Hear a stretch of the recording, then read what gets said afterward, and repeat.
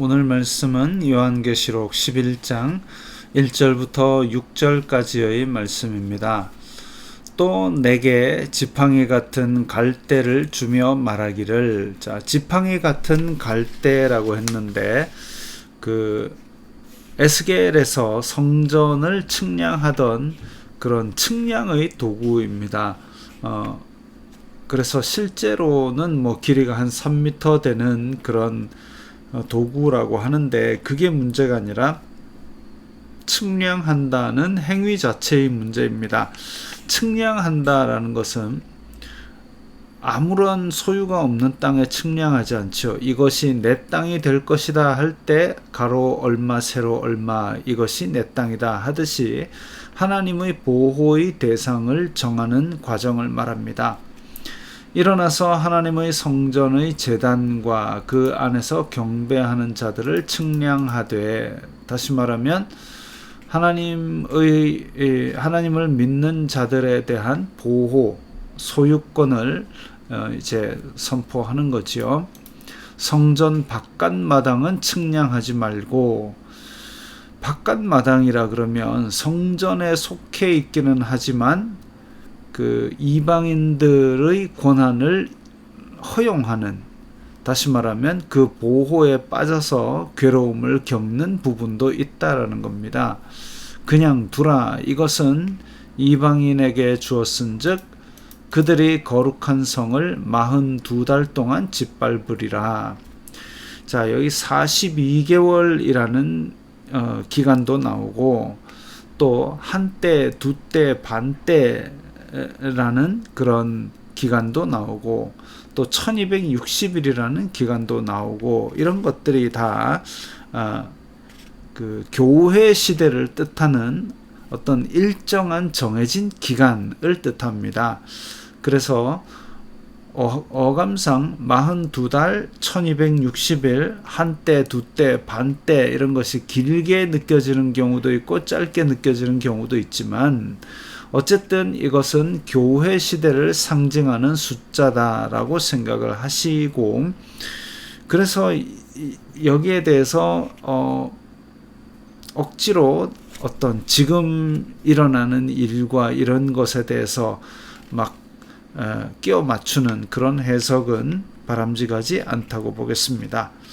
자, 그래서 이방인들이 교회의 어떤 일부분을 그 핍박과 환난을 줄 수 있도록 허용되는 부분을 말하고 있습니다. 내가 나의 두 증인에게 권세를 주리니. 자, 두 증인 이러면 이제 이단들이 다 이거는 누구고 이거는 누구다 이러기 바쁜데, 왜 두 증인이냐?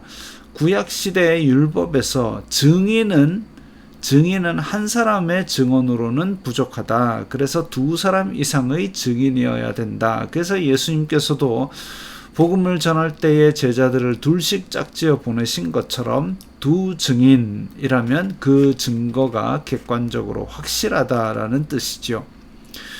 에게 권세를 주리니, 그들의 굵은 베옷을 입고, 굵은 베옷이다 그러면 회개에 초점을 맞추고 있는 그런 모습입니다. 두 증인의 사역은 회개하라, 여기에 초점이 있고 1260일을 예언하리라. 교회 시대라 그랬지. 그래서 예수님 이후로부터 재림까지의 그 기간 동안 하나님의 말씀을 전해서 회개의 복음을 전하는구나 그랬습니다.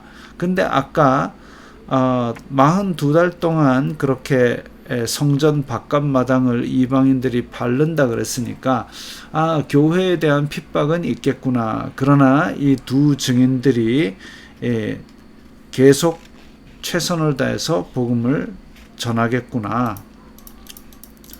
그들은 이 땅의 주님 앞에 서 있는, 이 땅의 주 앞에 서 있는 두 감람나무와 두 촛대니.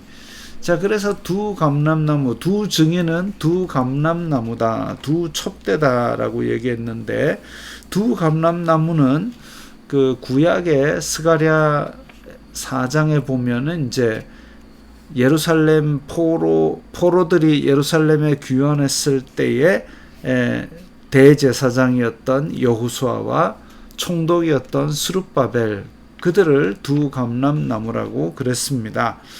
그래서 제사장과 총독, 왕의 권세, 그러니까 교회가 제사장, 왕 같은 제사장이라고 하는 그 말씀을 생각하시면 되겠습니다. 그 다음에 두 촛대다 그러면은 아까 우리 계시록 1장에서부터 이제 촛대가 교회라는 모습을 나타냈는데, 교회가 그 빛을 비추는 증인이 되는 것을 말하고 있습니다. 그래서 이 두 감람나무와 두 촛대는 특정한 두 인물을 지칭하는 얘기가 아니라 이 신약과 구약의 교회, 이 교회가 복음을 증거하는 것을 말하는데, 근데 증인은 하나로는 구약 시대부터 인정하지 않았기 때문에 두 증인이라고 한 것이지 특정한 두 사람의 인물은 아니다라는 것이죠. 만일 누구든지 그들을 해하고자 하면 그들의 입에서 불이 나와서, 그렇다고 해서 우리가 고질라처럼 입에서 불을 뿜는 것이 아니라 예레미야에 보면 내 말이 불 같지 아니하냐 방망이 같지 아니하냐 하는 그 말에서 나온 얘기입니다. 그래서 불이 나와서 그들의 원수를 삼켜버릴 것이요. 사실 그 예수님이 요한복음 3장에서 말씀하신 것처럼 아들이 왔는데 믿지 아니하는 자체가 심판을 받은 것이라 그랬습니다. 하나님의 말씀이 선포될 때에 그것을 거부한다는 그 자체가 지금 심판의 원수를 삼키게 만드는 것과 다름없지요. 누구든지 그들을 해하고자 하면 반드시 그와 같이 죽임을 당하리라. 그래서 아주 강력한 말씀의 권세를 가지고 있습니다. 이것을 억지로 특정한 인물에 한정시키는 사람들은 그들의 입에서 그러면 진짜 불이 나오고 진짜 그런 권한이 있는 것을, 왜냐하면 두 증인을 다큐멘터리로 받아들였으니까 그러면 입에서도 불이 나와야 되는데 그게 아니다 이거죠. 두 증인은 교회가 복음 전하는 것을 상징하고 있고, 그 다음에 그래서 이 불이 나오고 또 원수들을 삼킨다는 것도 하나님의 권능을 그렇게 가지고 복음을 전하는 것을 생각을 해야 될 겁니다. 그들이 권능을 가지고 하늘을 닫아. 자, 그러면 우리 구약의 엘리야를 떠올려야 되죠. 엘리야 시절에 3년 동안 비가 오지 않았던 것, 그 예언을 하는 날 동안 비가 오지 못하게 하고, 또 권능을 가지고 물을 피로 변하게 하고, 이건 이제 모세를 생각하는 겁니다. 가만히 생각하면 모세와 엘리야 이러면 변화산에서 예수님 좌우에 섰던 그 선지자들이구나. 율법과 선지자, 모세와 엘리야. 율법과 선지자는 곧 누구를 얘기하고 있느냐? 예수 그리스도를 말하고 있다.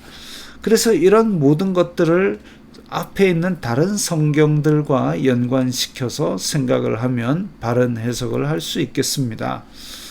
여러 가지 재앙으로 땅을 치리로다. 그래서 지금 불같은 심판을 미리 선포함으로써 세상이 변명하지 못하고 하나님의 공의는 억울한 사람이 없도록 다 미치는 것이지요. 그러나 복음을 거부하는 자들은 영생을 얻지 못합니다. 마귀의 세력을 심판함으로써 성도들을 자유케 하는 교회의 권세, 복음을 전하는 그 권세, 그것이 바로 두 증인이 가진 권세입니다.